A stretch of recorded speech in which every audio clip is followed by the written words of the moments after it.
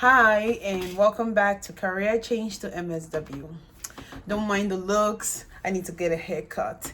But I'm just hopping in here to give you an update on how my first semester went. Yay for me, I finished my first semester of my MSW program. I'm really, really proud of myself, okay? I did my first semester while working full time as a teacher, raising two toddlers, just turned 3, and 4.5 years old, and a husband and household chores and all the other crazy things going on. But I'm so proud of myself. So if you are thinking about getting your MSW, registering for a program, starting, if you have all this apprehension, I'm here to help give you my experience, and hopefully you can learn from how my experience is going to help inform whether or not this is really the path for you. So here is what worked for me for the first semester. Number one, you have to have a tight schedule. You got to know when your brain is more active that you can really study. If it's in the very, very early in the morning before your family wakes up, if that's your time, block out like maybe an hour or two window for yourself to study. If you are the kind of person who's more activated during your lunch period, when you're free, take that hour, just block it out and study as you eat your lunch. If you're the kind of person like me who likes to study when everything is quiet and everyone is in bed at night, do that. So what I learned what worked for my brain, and that's how I was able to find the perfect time to study. So after my kids go to bed at 7:38, I lock myself in my room, my study room, which doubles up my office/guest room. And I just do my assignment, study, do whatever I had to do, write my papers for 2 hours from 8:30 to 10:30. And then I did some more prep work for my teaching, my lesson plans and this and that. After that to 11:30. And then that's it. I go take a shower, I go straight to bed. So it's been very, very difficult, finding blocks of time to spend with my husband after work. So I try to put family time. I structure that as well. So I don't do any studying until after 8:30 when the kids are in bed. I've had dinner with my family. I've spent time with them. We've read books. We've just hung out and just enjoy family time. I don't even think about work. I don't think about school. I just focus on my family. And then after that, I give my time to my studying, and then I give my time to my work, and then I go to bed. I'm like a robot. I'm very, very structured. But I've always been like that, so that really helped me. Continuing that structure has helped me so far. Number 2 thing that helped me in having a successful first semester is I know people are going to hate me for this, but use AI. Okay? I am of the impression that AI is going nowhere. It's not going anywhere. It's here to stay. So if you can learn how to use it and use it wisely, use it ethically, use it wisely, it's going to help you in the long run, okay? I use ChatGPT. I actually subscribe to ChatGPT, the $20 a month plan. It has helped me so much. I don't care who's out there telling you, oh, you're paying for this program, you should be able to read all 30 pages of assigned research papers and be able to write all your papers and do all these things and read all the textbooks and blah, blah, blah, blah, blah, all by yourself. As a working parent, forget about it. You got to be smart, work smart, not hard. So this is what I do with ChatGPT. When I'm assigned papers to read, and my professors assign a lot of papers, okay? A lot. In one class, in 1 week, you have to read 3 chapters of a textbook, and each chapter is pages and pages and pages. There's no way you can do it all. So I buy the digital textbook. Always buy the digital textbook because you can download the PDF. So I can download the PDF, I upload it to my ChatGPT, and I have like folders. This is like, oh, this is social work, whatever course name. And that folder, I upload my textbook specific for that course into that folder. And it lives there. When I want ChatGPT to reference that textbook, I tell it, this is the course. I need you to go to page blah, blah, blah, blah, blah of that PDF textbook and summarize the pages for me. So when I am assigned a page in a textbook, I have ChatGPT give me a detailed summary, because I'm not the kind of person that can focus and read every single word. I don't have that time. I don't have that energy, that brain power anymore. And also I was diagnosed with ADHD and anxiety. So I need to be able to pick and choose my battles, basically, and I know what works for my brain. I like short summaries, not giant pages in textbooks. So ChatGPT, I said, give us detailed summary with page numbers and quotations when needed to help me understand and reference back what I need to when I'm writing my discussion post. So it will break down textbook chapters for me. Say, this is the most important things you need to get from this. This is a summary of what this page is talking about. If I don't understand the concept, I say, give me an example in everyday life, and it will break it down with examples and things like that for me. It's great.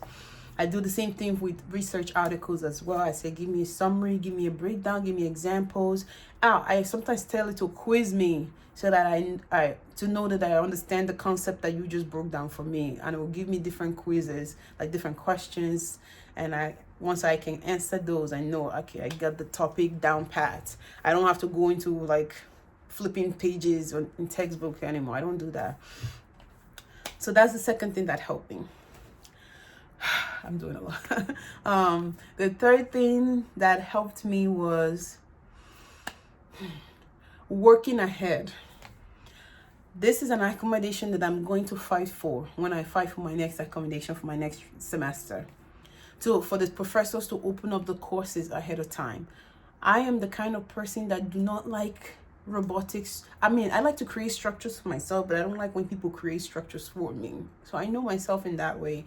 I don't like courses that open up for 1 week and you can only do whatever is in that 1 week block, and then you have to wait. I like to finish my work quickly. When I start, I hyper focus. When I'm into it, I sit there, I do it, and I'm done. And then I have like, if I have 3 days left for the week for that module, and I already did everything in the module, I don't want to sit down there and waste 3 days of time. I want to be able to work ahead. So if your professors open up the modules early, my suggestion is work ahead, at least 1 week ahead.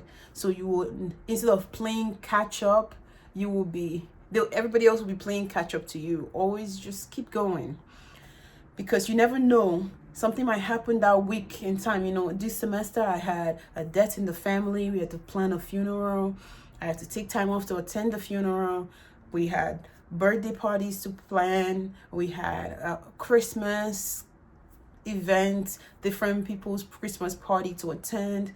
It was a lot. In my school, my job as a teacher, we had to plan holiday parties, decorations, and this and that event. There was a lot that came up, and I would have fallen terribly behind if I hadn't put it in my head in the beginning to be working ahead. So if there was a week that I couldn't do a particular task, I already knew, I already did that in advance. I don't have to worry, because I'm 1 week ahead of everybody else. Even if you can do 2 weeks ahead, that's even better.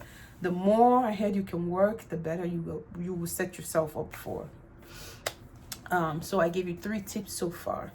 Use ChatGPT, have a structured schedule, know when you can study, when it's good for your brain to absorb information, morning, afternoon, evening, nights, whatever. Work ahead. Another thing that helped me be successful, get an accommodation if you need it. Being someone who has struggled my whole life with different health issues, recently was my ADHD and anxiety diagnosis. I knew that being successful meant I was gonna have to like fight for my accommodation in college. So I did that as soon as I was accepted into the college, before the semester started. I reached out to the disability office. I told them all my issues. I submitted documentations, and I was able to get my accommodation. So I get time and a half on test. I get what they call extended time on short turnaround assignments. This is really tough because professors did not want to honor that short turnaround assignment. They claimed that everything was, posted for the whole week. So having 7 days to do something is not short turnaround. So I couldn't fight that. That was fine by me. But at least I got extended time. Get whatever accommodation you need to get to be able to succeed in your program. That's my advice. That's number 4. I'm just trying to think off the top of my head. I don't have my grades yet, my final grades, but I hope and I pray that I passed. I think I did. My program requires you to pass with a B or better. If you don't pass with a B or better, you have to repeat the course. And I don't want to repeat anything. I'm paying for this degree. It's expensive. I'm already nervous to begin with. It seems like ever since I started towards the path of getting my MSW, all I've been hearing, I've been bombarded with negativity from everyone. Oh, you're doing the wrong thing. Oh, why don't you study nursing instead? Oh, social workers don't make money. You're gonna be overworked, underpaid. I am trying so hard. I put my blinders on. I'm trying to block out all the negativity because I'm like focused on my end goal. But I don't need anything to knock me back down. I don't need to be repeating a class to bring that's just gonna kick down my self-esteem and screw everything up, my timeline.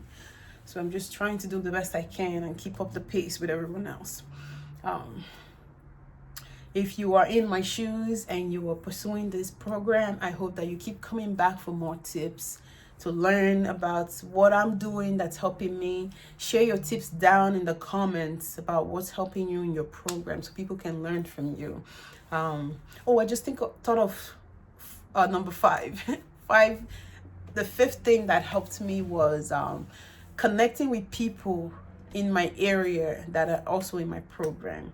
So far, I have a group chat with 5 other ladies who are also in my program. So we talk all the time about the things that I do. We remind each other, and we try to keep each other on task so we don't fall behind. That has really helped me a lot. So it's like, stick with it. So those are my tips, and it's been working for me. I'm going to keep doing them. If you have tips that are working for you, comment below. If you like this video and you want to see more for the algorithm, please give it a thumbs up, a heart, share with people that it could benefit. Do help me out so that I can keep producing these videos for you. And thank you for coming along on this journey with me. I hope to see you at the finish line.